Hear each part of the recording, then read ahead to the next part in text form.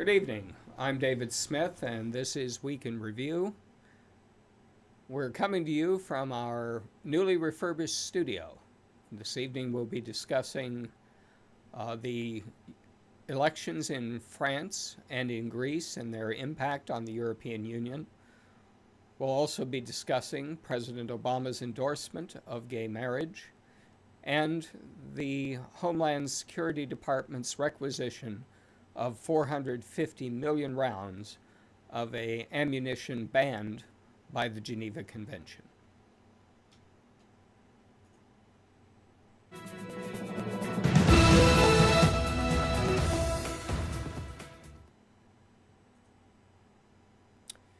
Good evening again. As I said, we're coming to you from our newly refurbished studios, which are continuing to be improved before each episode. We want to thank Daniel, our producer and co-host, for all the work he's put into that. We have a new lighting system. We have a new audio system.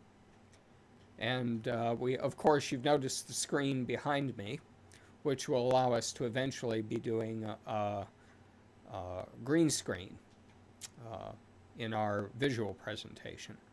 So we wanted to acknowledge Daniel's efforts in those regards, improving the show. We'd like to welcome our co-host, Eric, who is with us from San Diego by telephone, and also our co-host, Daniel, who's with us here in the studios in Arkansas. Hello. I'd like to start out this evening's discussions with the elections last Sunday in both France and Greece. Quite a surprise. The French ousted their president, Nicolas Sarkozy, in favor of a man named Hollande, who is a socialist. First socialist president of France in over a quarter of a decade.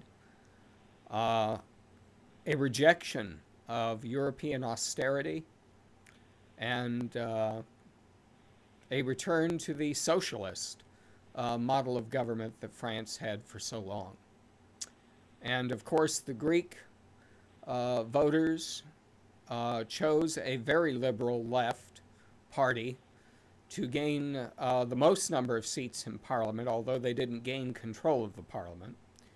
They had to try to form a coalition government and were unable to do so because they refused to accept any of the austerity measures being proposed by the IMF. And therefore, there will probably be an additional round of elections in Greece, which also elected about 7%, or 22 seats in the parliament went to the new Golden Dawn Party, which is the Nazi party in Greece, which is a troubling trend. It feels almost as if we're in the 1920s, or 1930s all over in Europe. What do you think about that, gentlemen? I think you're right. I've been feeling like we're in the Weimar Republic for a while. I can see France going bankrupt. Greece is already bankrupt. The EU should fall apart soon. All these international organizations fall apart, like the League of Nations fell apart. Well, hopefully the IMF will fall apart. The economic problems have reached the Netherlands, which had a really fairly stable economic and social order. It was one of those countries that was thought if it were to fall, it would fall very late, if at all. And here it is having trouble already. Well, these countries are going to have to get off this sustainability model and go for pro-growth again. There is no homeostasis in life. You're either growing or you're dying. I hate to say it. Well, that's why, of course, I'm an advocate. Well, that seems to be something they weren't able to learn in Europe. Some of these small socialist countries up in the north, Sweden, Denmark, Norway, the Netherlands, they were able to, because they have very small populations. They have less population than San Diego. Yeah, they're very small countries. And they don't mention that all these countries support their socialist systems on oil, North Sea oil. Yes, which, Greece doesn't have any oil or natural No. resource really to export in order to support its economy. And Finland has pretty much a no immigration policy. Yes, so that's another factor. Yeah, so if you have an extremely small population and a big oil reserve, you can get away with this for a while. Well, I know the Germans are, the Chancellor of Germany came out and said this was unacceptable for the French or the Greeks, that they expected them to abide by their agreements. Of course, the Germans are on the hook for all this money and these bailouts. So, of course, they're opposed to any change in the austerity plans. Well, I think the best thing for Greece would be is to be cut loose from the EU and start over again. Well, that's what they're talking about, and the French are talking about it also. Dumping the euro and going back to the franc and the drachma. Creating their own national currency once again, exercising one of their rights. It would be the right of a sovereign nation to create its own money. Which you have brought out very frequently and very articulately these past few shows. It's time to get out of the IMF and the banking system, the international banking system. Even Plato and Aristotle said that countries should create their own currency, not linked to gold, silver, or anybody else's currency. Yeah, no barter system, no commodity system. Well, the big question is going to be, what is the IMF going to do, and how are they going to respond? They've already got French and Greece on board, and if they start exiting... Well, here's the real problem. Do you remember the increase, the billions of dollars that Obama has flooded into the system? About trillion dollars, billions, trillions. Sometimes you can't He just keeps remember printing. anymore. Doesn't mean anything. The trillions of dollars earlier, that money was taken by the Federal Reserve and pumped into the European economy to stabilize it. Right. It did not go to the American economy. It's American taxpayer money. We're on the hook for it as American taxpayers, but it went into stabilizing these tottering European banks, this tottering economy. We are still going to be on the hook if the French and the Greeks and eventually the Irish and the Spanish and the Portuguese pull out of the euro. We're still on the hook for the money that has been poured in to the Eurozone. Well, what other first world country is actually giving away half of the money that it collects from its citizens? Not to mention large majority of the money that it borrows on credit, basically, just hands it out. There are only two nations that have kept the Eurozone alive. When it wasn't Germany and it wasn't France. It was the United States and Great Britain that kept it alive. Now the Germans realize that we are not going to give them any more money. It's going to be up to the Germans to keep the Eurozone alive. And they're willing to cut loose a number of countries that they think will survive. The northern socialist republics, they'll let them go. But they're not going to let Greece off the hook. They've poured way too much money into Greece. And certainly they're not going to let the French pull out. Now, when you refer to the Eurozone, are you referring to all of the European Union? Well, you see the map that we have up there? Okay. That's the European Union. That's the Eurozone. Okay.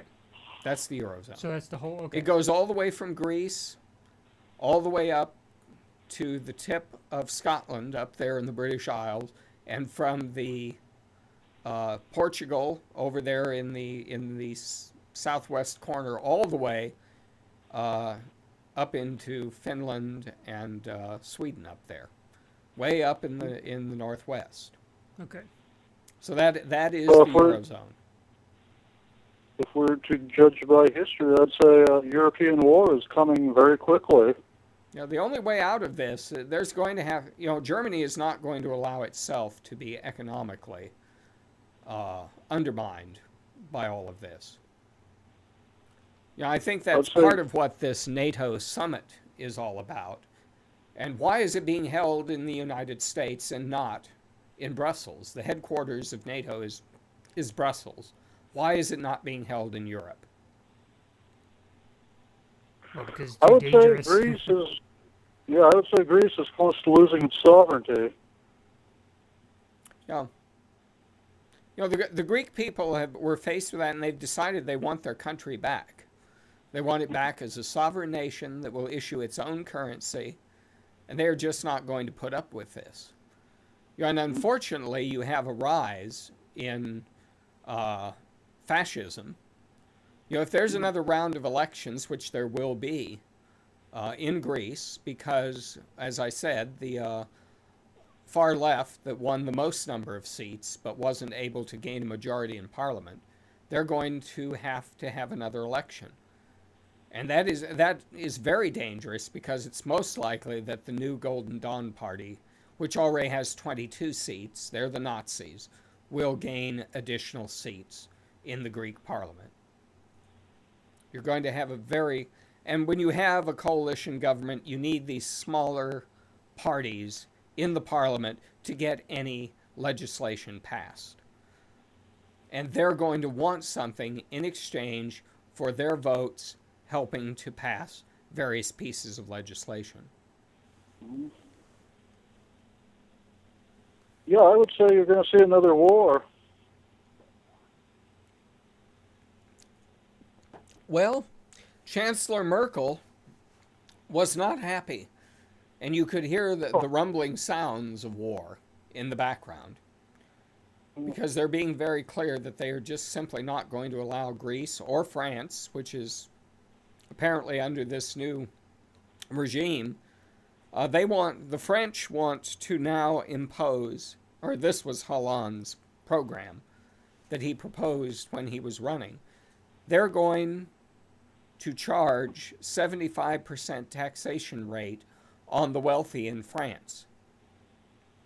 And they want to impose all these new socialist programs. Who's going to pay for it?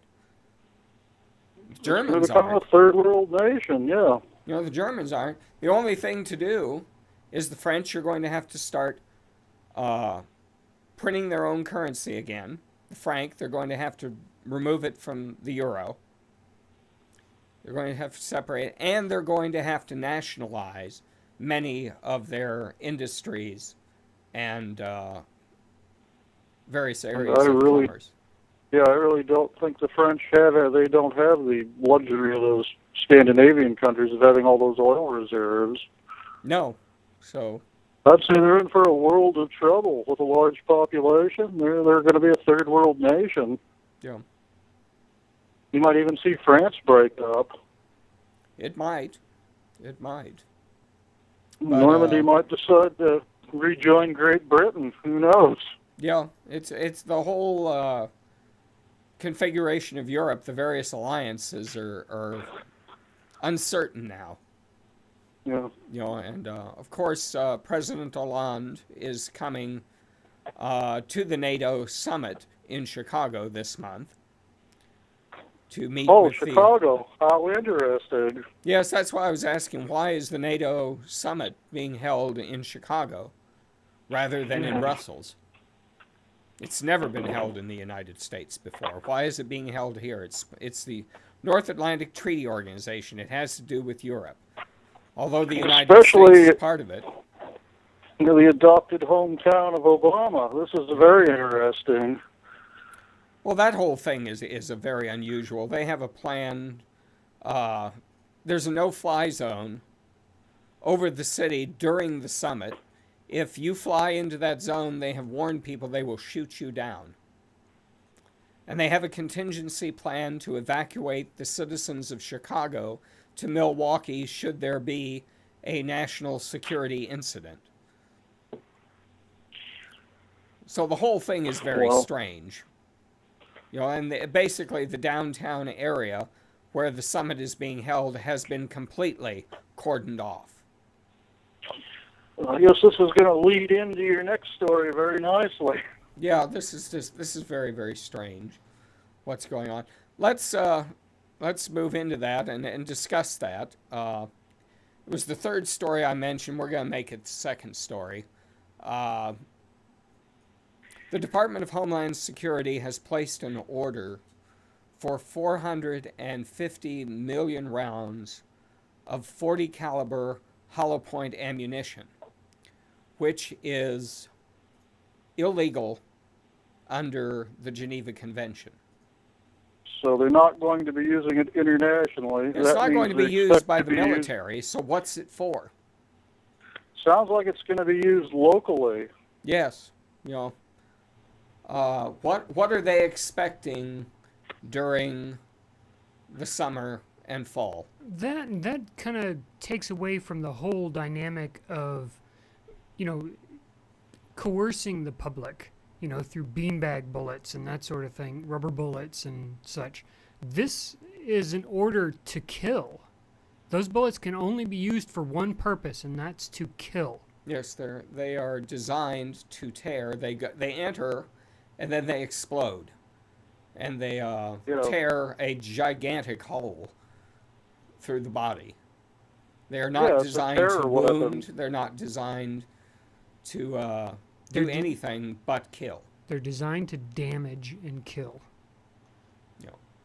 Yeah, it's basically a terror weapon. Mm-hmm. So why would Homeland... Now, the question is, did Homeland Security order them to get them off the market? To make them inaccessible? Because they're now, you can't order them. You know, you can order them, but you can't get them. Because they're just not available. The production has been all bought out. Okay, but any manufacturer that would be able to do that would have to ramp up their facilities in order to fulfill that sort of large order. Yeah. Yeah, no, it sounds like they're expecting trouble. Big troubles. Well, there's another interesting, the Department of Agriculture has ordered 360,000 rounds of various types of ammunition, 360,000 rounds total. What does the Department of Agriculture need with ammunition? That's a good question. I don't think the park rangers need all that ammunition for their revolvers. Exactly. We don't have that many wild animals running around. You know, so this is another strange development. We have on our website a piece entitled Future Civil War. And it's a compilation of various pieces that Anonymous has put together. It's about 39 minutes long. If you'd like to look at it, we encourage you to go to our site, weekinreview.tv, and take a look at it. Interesting. Mostly it has to do with the developing bans on communication, the increase in laws restricting our civil rights, and so on. But it's a very interesting piece. Take a look at it. I watched that earlier this morning. That was terrifying, to say the least. And the problem is, Anonymous didn't actually do any of the commentary other than the very end. All the way through, they basically took snips and cuts of the media, the major media outlets, of all the various people, the news commentators, and them reporting news, and they just put it together in a way that is spread out throughout a year or two, but in this video it shrinks it down to 39 minutes, so now we can actually see and piece together everything that's happening to us. We're basically becoming a socialist nation that the government must control us through fear and intimidation, with bullets and all of that. I understand that the TSA is now going to be expanding their operations. They're no longer limited to the airports. I hear they're moving to bus stations and train stations and basically anywhere there is large public transit. Well, this is a I've prelude heard that to. too. And if all of them are going to be carrying around weapons with hollow point bullets in it, no one is going to mess with these people. Yeah, this is a very dangerous development. It needs to be well, watched. If they can get rid of all the cars, they're hiking gas up so high and get us all on trains, yeah, then they can control where everybody goes. Yes. So we need to watch these things this summer as the summer progresses. It's quite obvious, in my opinion, this is my opinion, from viewing news stories the last several months and events, the administration is attempting to develop a class and race war in this country.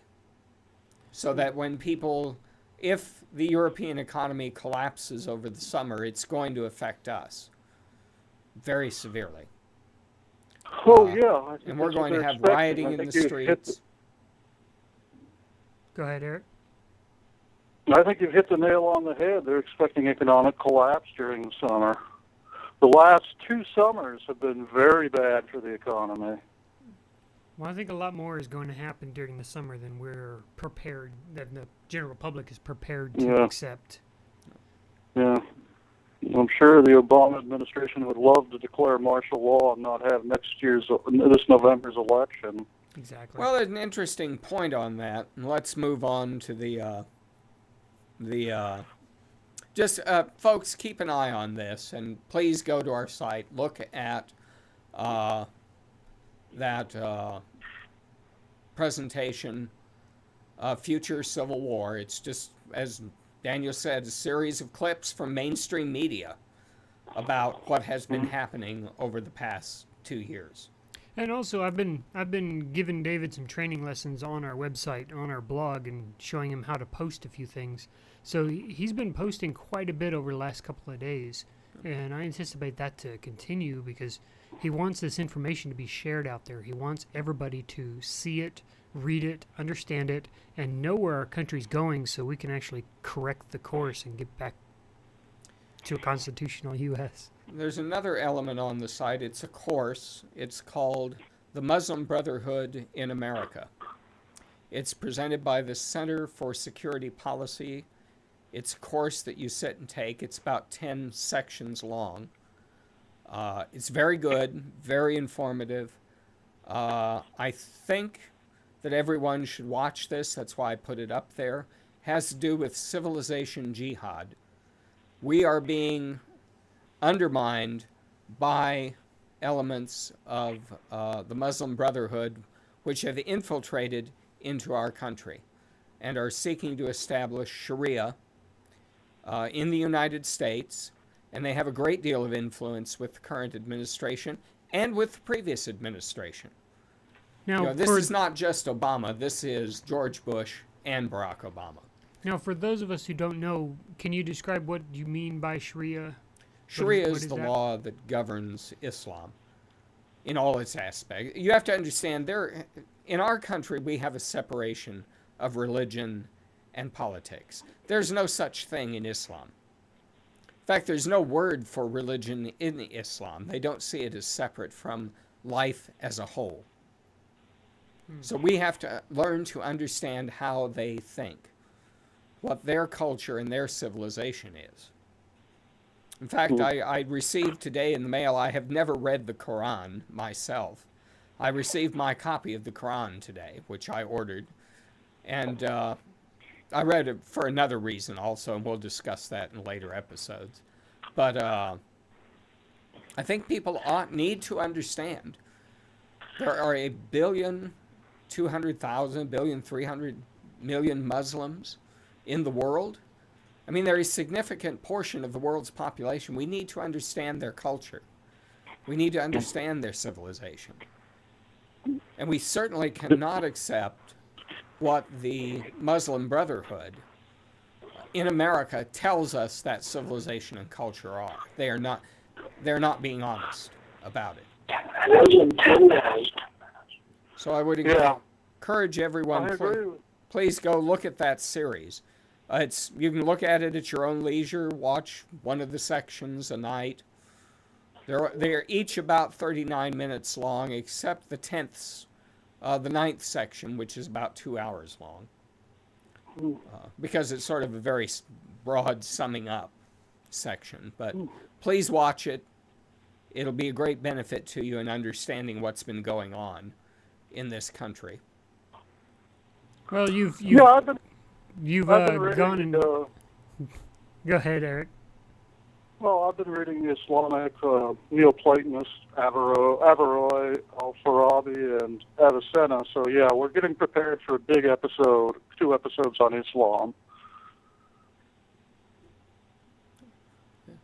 You had something to say, Daniel? Oh, I was just going to say that now that you've ordered the Quran and all of that, now we're on everybody's watch list. Oh, I'm sure we are. I have no doubt of that. I think we've been on there since the first episode. Probably. Speaking thereof, let's move on to our next topic.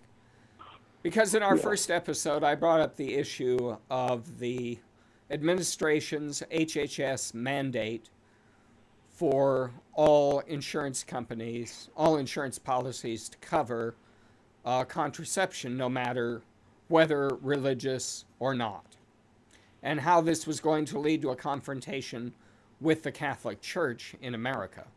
Well, it certainly did that, and yesterday, President Obama came out, or was it Wednesday? The president came out with a full-fledged endorsement of same-sex marriage. So he's taken both issues, and he has confronted directly the Catholic Church in this country. He's also confronted the evangelicals now. And I heard in the Rasmussen poll, Romney went over 50% with that announcement. Well, here is an interesting phenomenon. North Carolina, Amendment 1, it passed by a sizable majority to amend the state's constitution to prohibit not only same-sex marriage, but any other kind of domestic partnership outside of marriage, which is defined as being between one man and one woman. Well, why didn't Obama go down there before the vote and make this announcement and campaign against that if he was a real leader? Yes, well, here's the issue. And one of the issues, and we'll get back to that in just a second, Eric, because there is an answer to that.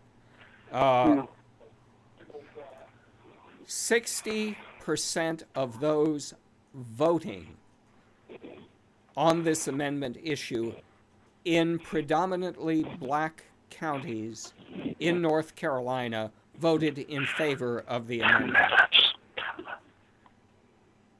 This is not a good sign for the president. When you have 60% of black voters in predominantly black counties in North Carolina voting in favor of the amendment, and you come out against it the next day, this is not going to bode well for you in what should be a strong base for you.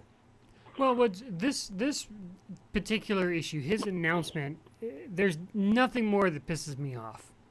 And this has nothing to do with the topic itself. It has to do with his mind changing.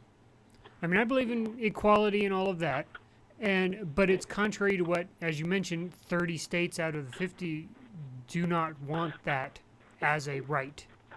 So here the president is coming out against the majority of the states. And why is it okay for him to flip-flop and call it evolution, where his opponent, it's not okay for him to flip-flop? Because it's political pandering. Exactly. Yeah, and of course, the media allows him to get away with it. Right. The only reason this man came out and declared this particular issue, because he's got a record of this. If you go back to the Senate from the state he's from, he's declared his opinion on this in a statement to that state, and it clearly states that he supports gay marriage and domestic partnerships and such. Well, here is the issue: why he had to come out the day before. Was it the day before yesterday or yesterday? Yes, on Wednesday. Yes, on Wednesday. Everyone will remember Vice President Biden came out on a news program. I can't remember which one it was, but and said that he had no problem with gay marriage. Now, a lot of people think that this was floating a balloon to test public opinion. During the week, the president was told, if the vice president comes out and says that, Well, I believe he said that on Sunday. if the vice president of the United States comes out and says this,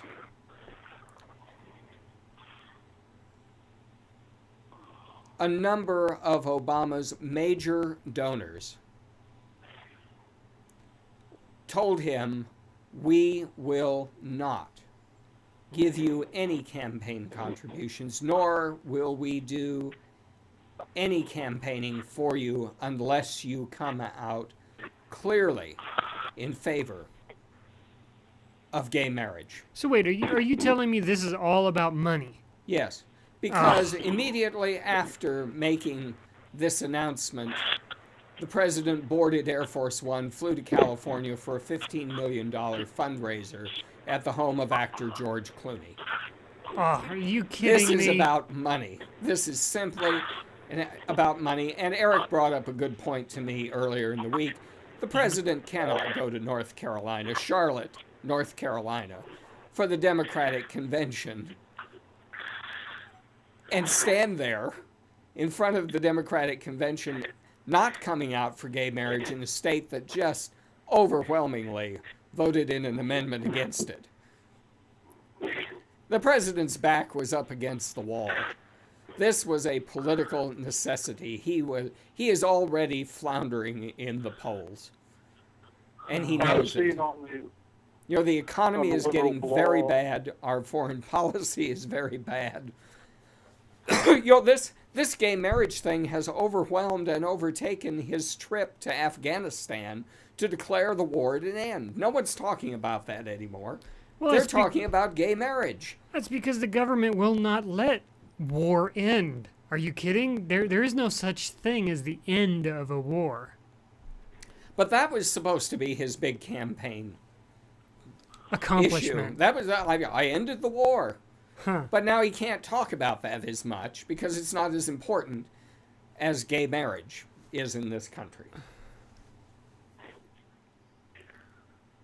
So that was what that was all about. It was all about money. Because you will notice they play a certain segment of the president's statement.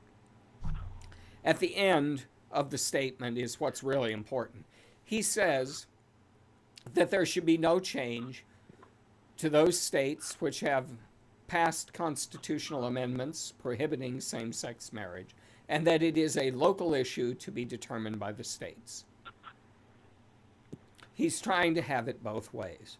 Yeah, that's what it sounds like. He comes out in favor, and then it's up to the states. Yeah, I don't know why he thinks he's going to get campaign contributions, because he also said it's going to be a state issue. He's not going to do anything for them. But, of course, I know it's a wink that he's lying. Well, I watch Democracy Now! Every day. I would like to get the left point of view, and I like to get the right. I like to get a balanced view of everything. So I watch a number of different programs presenting both points of view.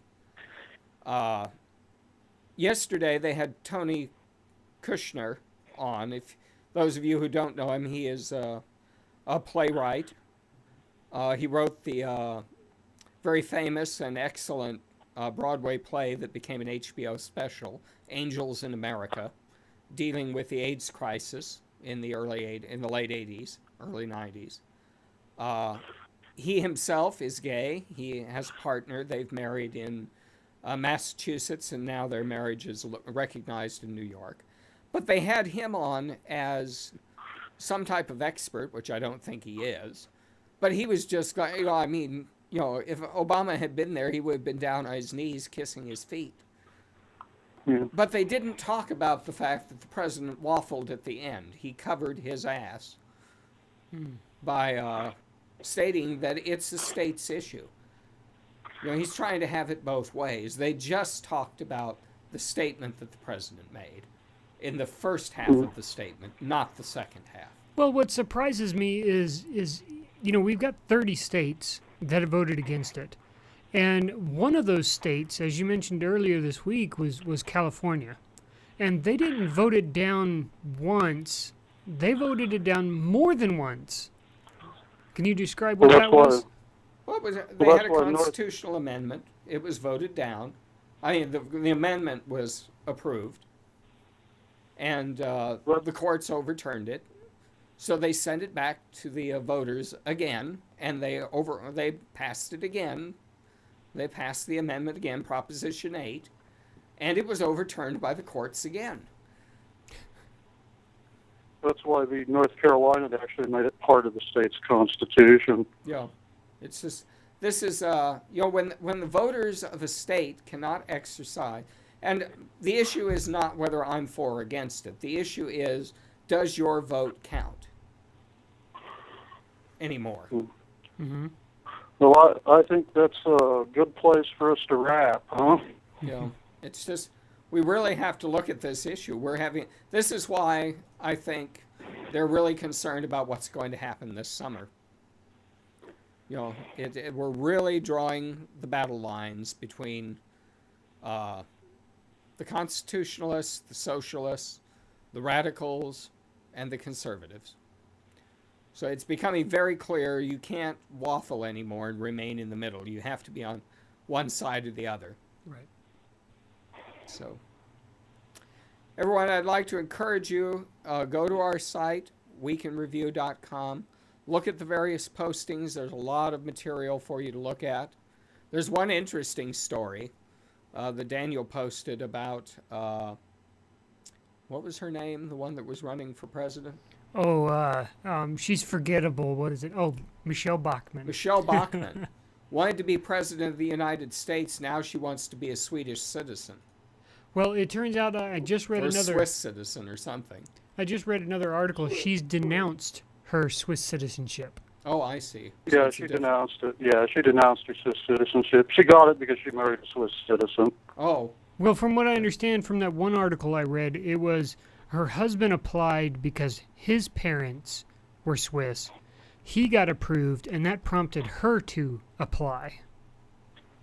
Is that not true, or is it just automatic that she gets it? I think it was just automatic. She got it, and then she said no, she didn't want it.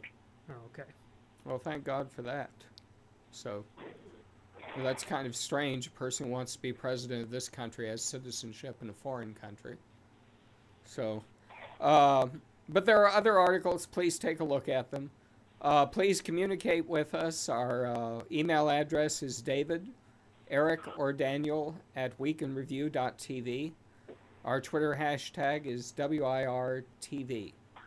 Please feel free to communicate with us. Send us your comments, observations, criticisms. Eric's been blogging with a couple of people who had some interest in our segments on Marxism and Islam, so we're going to take up those subjects again in greater detail in the future. Next week, we're going to cover economics, the Federal Reserve, and I'd encourage everyone to look at the Money Makers, or the Money Masters, a segment by William T. Still on our website, which I posted today.